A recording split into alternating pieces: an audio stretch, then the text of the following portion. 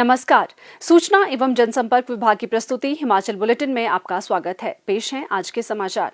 आज शिमला में हिमाचल प्रदेश सरकार के साप्ताहिक समाचार पत्र गिरिराज का कैलेंडर 2021 मुख्यमंत्री श्री जयराम ठाकुर ने जारी किया। मुख्यमंत्री ने कहा कि गिरिराज साप्ताहिक एक ऐसा समाचार पत्र है जिसकी पहुंच प्रदेश के दूर दराज क्षेत्रों तक है। गिरिराज समाचार पत्र प्रदेश के लोगों को राज्य सरकार की नीतियों और कार्यक्रमों की झलक प्रस्तुत करने के साथ साथ प्रदेश के रीति रिवाजों और परंपराओं की जानकारी भी प्रदान करता है। इस वर्ष के गिरिराज कैलेंडर में प्रधानमंत्री श्री नरेंद्र मोदी द्वारा 3 अक्टूबर 2020 को राष्ट्र को समर्पित की गई प्रसिद्ध अटल टनल रोहतांग का छायाचित्र है। मुख्यमंत्री श्री जयराम ठाकुर ने राष्ट्रीय स्वयंसेवक संघ विचारक श्री एमजी वैद्य के निधन पर दुख व्यक्त किया है। श्री जयराम ठाकुर ने कहा कि स्वर्गीय एमजी वैद्य एक प्रतिष्ठित लेखक, पत्रकार और अपने आप में ही एक संस्थान थे। उन्होंने दशकों तक आरएसएस के लिए विस्तृत रूप से योगदान दिया। मुख्यमंत्री ने ईश्वर से दिवंगत आत्मा की शांति और शोक संतप्त परिजनों को इस अपूर्णीय क्षति को सहन करने की शक्ति प्रदान करने की प्रार्थना की। मुख्यमंत्री श्री जयराम ठाकुर के कुशल नेतृत्व में हिमाचल प्रदेश फसल विविधीकरण प्रोत्साहन परियोजना जायका का सफलतापूर्वक कार्यान्वयन सुनिश्चित किया जा रहा है। इस योजना के फलस्वरूप बिलासपुर जिला के काहली गांव में खुशहाली और समृद्धि की बयार बह रही है।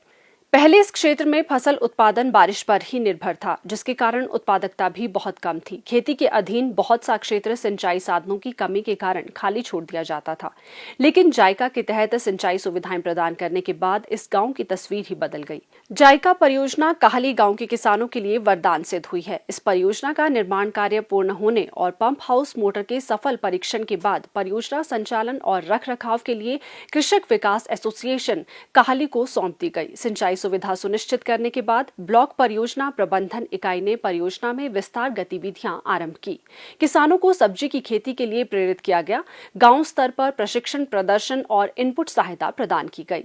जायका के तहत सब्जी उत्पादकों को 7 पावर बीडर, 1 ब्रश कटर और 1 अर्थ ओगर प्रदान किया गया। विपणन के लिए पड़ोसी राज्यों में भी व्यापारियों से समन्वय स्थापित किया गया। साथ ही ग्रेडिंग और पैकेजिंग के लिए बेहतर तकनीक भी प्रदान की गई है।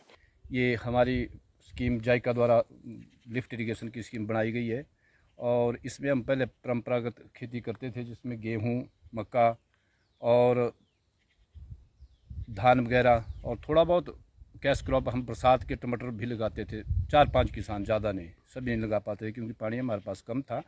तो जैसे ही हमारी स्कीम बनी, अब हमने इसमें हमारे 15-15.5 हेक्टेयर में ये ज़मीन हमने इसमें ली है और हमारे कम से कम 28 फैमिली हैं जी, और कोई 20 फार्मर है हमारे जो हमारे कैश क्रॉप के ऊपर काम कर रहे हैं। इसमें मैक्सिमम हमारे ज़्यादातर टमाटर हमारा लगाते हैं हम, और इस साल से हमने गोभी भी लगाई है, ये दूसरी बार, और 2-3 किसानों ने हमारे थोड़ा लार्ज स्केल पर लगाई है और ये अभी बिल्कुल तैयार है।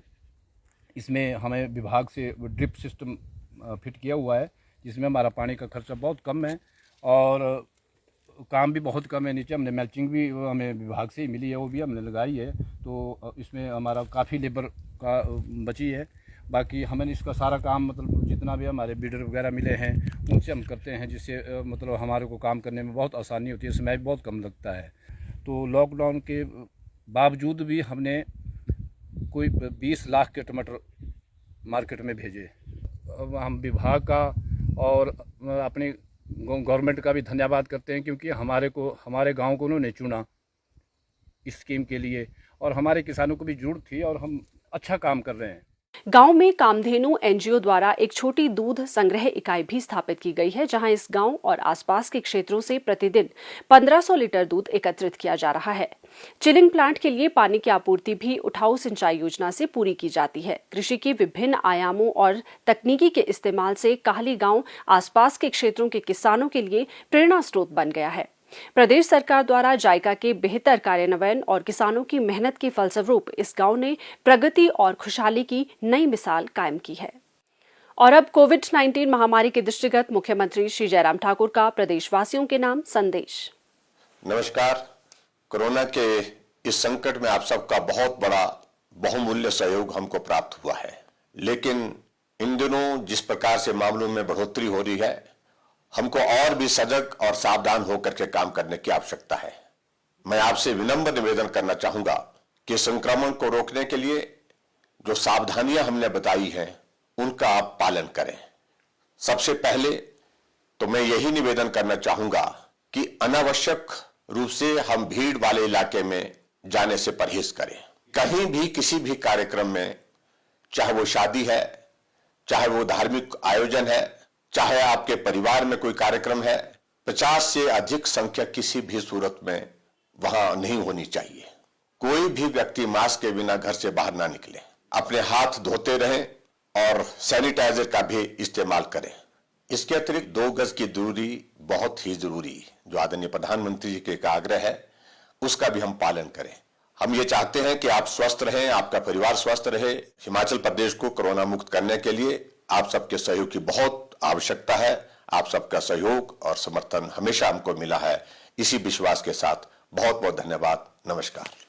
प्रदेश में कोरोना संक्रमण की जांच के लिए आज 3,415 लोगों के सैंपल लिए गए, जिनमें से 742 लोगों की रिपोर्ट नेगेटिव पाई गई है, जबकि 2,600 लोगों की रिपोर्ट आना बाकी है।